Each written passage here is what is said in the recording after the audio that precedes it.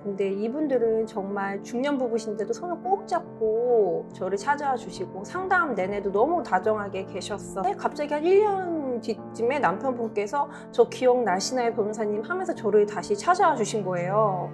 아내분한테 이혼 소장을 받으셨다고 하시면서 남편이 너무 가부장적이어서 힘들었고 사실은 늘 숨막힌 인생을 살았고 남편한테 맞춰서 힘들었다. 얼른 빨리 이혼하고 싶다.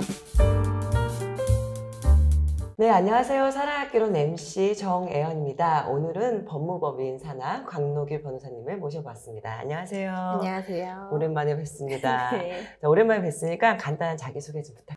안녕하세요. 법무법인 산하에서 가사상속팀 팀장을 맡고 있는 광노규 변호사입니다. 네, 반갑습니다. 네, 오늘은 어떤 사건을 가지고 오셨을까요? 네, 오늘은 이혼 이야기지만 그 안에 살펴보면 상속 사건이 담겨져 있는 사건을 가져왔습니다. 네, 설명 부탁드릴게요. 네, 제가 사실 사이 좋은 부부들을 뵙기가 힘들거든요. 근데 이분들은 정말 중년 부부신데도 손을 꼭 잡고 저를 찾아와 주시고 상담 내내도 너무 다정하게 계셨어서 제가 이제 기억에 남는 분들이에요. 이 남편분께서 이제 의붓어머니가 계셨는데 의붓어머니가 돌아가시면서 이제 상속 분쟁이 문제가 돼서 저를 찾아와 주셨던 분들이었거든요. 네. 다행히 이제 형제분들의 도움을 얻어서 상속 사건이 잘 해결이 된 줄 알고 있었는데 갑자기 한 1년 뒤쯤에 남편분께서 저 기억나시나요 변호사님 하면서 저를 다시 찾아와 주신 거예요. 1년도 되지 않아서 찾아오셨다고요? 그러면 상속 문제가 완벽하게 좀 해결되지 않아서 찾아오신 걸까요? 아니면 어떠한 일 때문에 찾아오신 걸까요?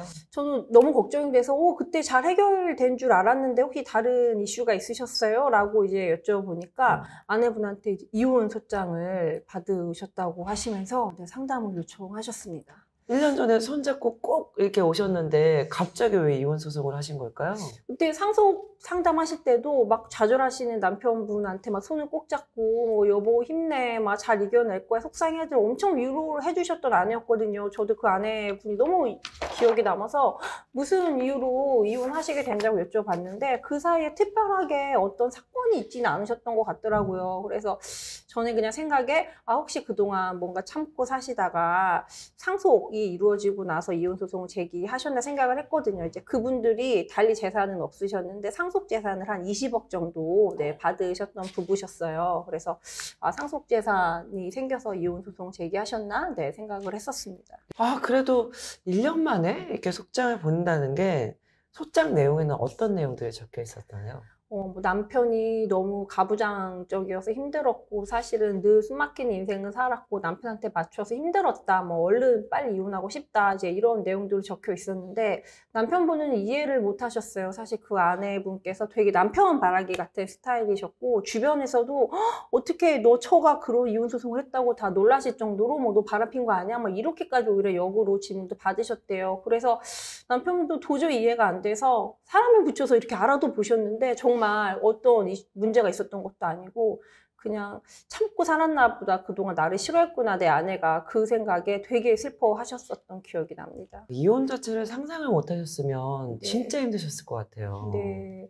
남편분 말로는 결혼 생활하면서 단 한 번도 이혼 비슷한 얘기를 하신 적도 없고 두 분이 언성을 높여서 싸우신 적도 없고 그러셨어가지고 굉장히 충격을 받으셨었고 이제 자제분들도 계셨는데 다 큰 성인이었지만 엄마 왜 이래 하면서 엄마 진짜 너무하잖아. 이런 상황이었어요. 그럼 아이들이 성인이 되었다고 한다면 도대체 구체적으로 어떤 내용을 원하셨던 걸까요? 이제 맨 처음에는 남편분께서도 이혼은 못해 왜 그래 하다가 워낙 아내분께서 강경하게 이혼을 이제 얘기하시니까 이제 두 분이 대화를 하시던 중에 상속재산 이제 20억 중에 이제 무조건 나는 10억을 받아가야겠다 이렇게 주장을 하셨나 보더라고요. 그래서 남편분이 이제 자녀들도 우리가 이제 결혼을 시켜야 되고 하니까 우리 가족이 4명이니까 이제 5억씩 우리가 나눠야 된다라고 했지만 아내분께서 난 10억 아니면 이제 이혼을 10억 아니면 안 돼 이렇게 하면서 이제 소송으로 번진 사안이었어요. 그렇네요. 그럼 결혼 기간이 오래되면 그 재산의 50%를 나눠줘야 된다고 저는 알고 있거든요. 네. 근데 상속받은 재산도 그럼 50%를 나눠주는 게 맞는 건지가 좀 궁금해지거든요. 네, 통상 많이들 알고 계시지만 특유재산은 재산분할 대상이 안 된다. 또 반면에 30년 이상 살면 무조건 5대 5다 이렇게 알고 계시는데요. 사실 이 특유재산이라는 것이 특유재산이 생긴 지 얼마나 기간이 경과했는지를 우리 재판부는 봅니다. 그래서 특유재산이 만약에 생겼는데 그게 2년 이상 도과했다면 사실상 재산 분할을 함에 있어서 거의 뭐 혼인기간에 비례해서 이제 분할을 하지만 이렇게 1년도 채 안 됐을 때는 재판부에서도 이거는 배우자의 기여도가 있다고 보기 힘들다고 보기 때문에 원칙적으로 분할을 안 시키는 경우도 있고 분할을 한다 그래도 분할 비율을 매우 작게 정하는 경우가 대부분입니다. 그래서 상속 후에 혼인 유지 기간을 봐야 되는데요. 만약에 상속이 개시되고 나서 한 뭐 3년, 4년 지나고 나서 이혼을 하겠다 이러면 그 부동산도 재산 분할 대상으로 보게 되지만 이렇게 뭐 1년도 채 되지 않아서 이혼을 한다 그러면 재판부에서도 분할 대상으로 삼지 않는 게 원칙이고요.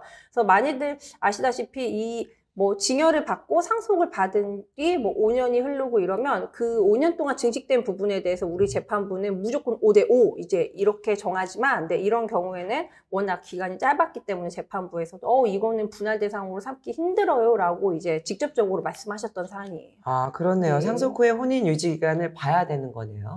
네, 그래서 사실 뭐 이거는 엄격하게 법대로 했다면 아내분께서 더 작은 금액을 가져가실 수밖에 없는 상황이었는데 남편분께서는 그래도 아내를 여전히 사랑하셨고 아이들의 엄마니까 아내도 살아야 되지 않겠냐 하면서 이제 5억 원을 지급하면서 화해공고 결정으로 마무리되었던 사건이었습니다. 아, 5억 네. 원으로 지급된 걸로 네. 마무리되었군요. 네, 오늘은 상속과 연관된 이혼 사건을 알아보았는데요.